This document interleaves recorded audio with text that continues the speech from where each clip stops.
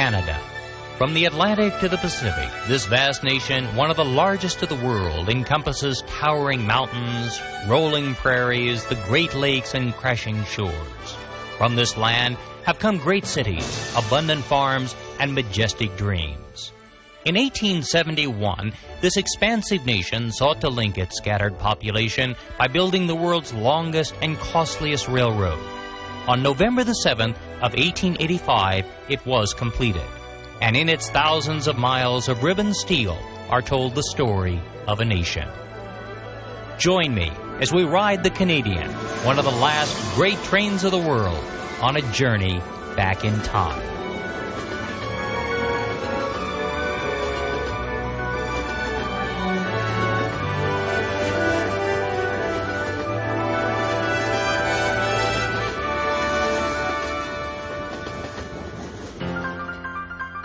When the Canadian Parliament promised its people a railroad to the Pacific in only 10 years' time, it was done to coax the people of British Columbia into the newly formed Confederation.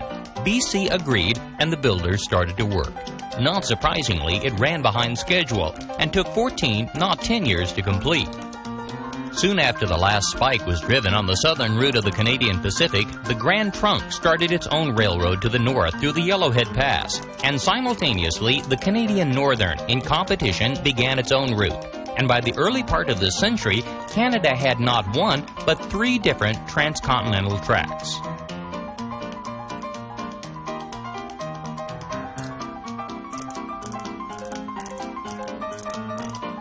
The early steam trains crossed the prairies and mountains, hauling settlers, miners, and people of the East. The trains were slow and none too luxurious, but they were a vast improvement over the Carleton Trail that had moved pioneers and adventurers before.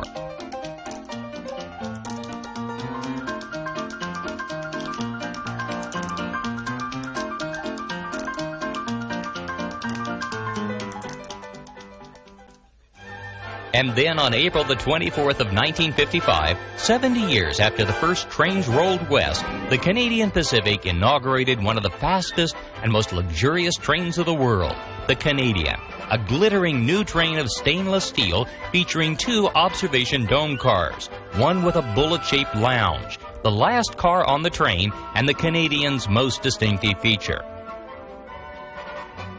The train was an instant success. It was comfortable, fast, and passed through some of the most beautiful scenery of the world.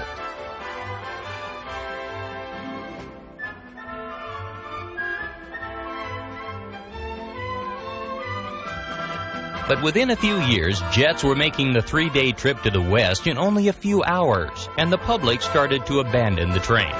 Via Rail, Canada's passenger rail service, operated the Canadian on the southern route of the CP until 1989, when they put the Canadian on the Supercontinental's northerly route.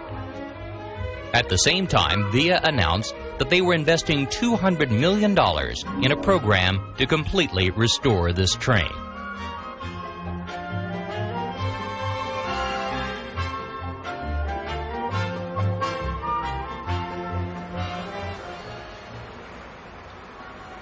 In Montreal at the Canadian National Yards, Via is working to restore the rolling stock of one of the world's great trains.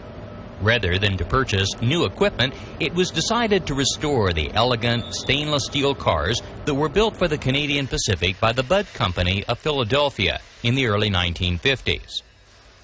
The cars are brought into the yard and completely overhauled. The old steam heating systems are replaced with new electric components that receive their power from the locomotive. The brakes, plumbing, and lighting systems are replaced, and each car is meticulously restored down to new carpets, wallpaper, window shades, and linens.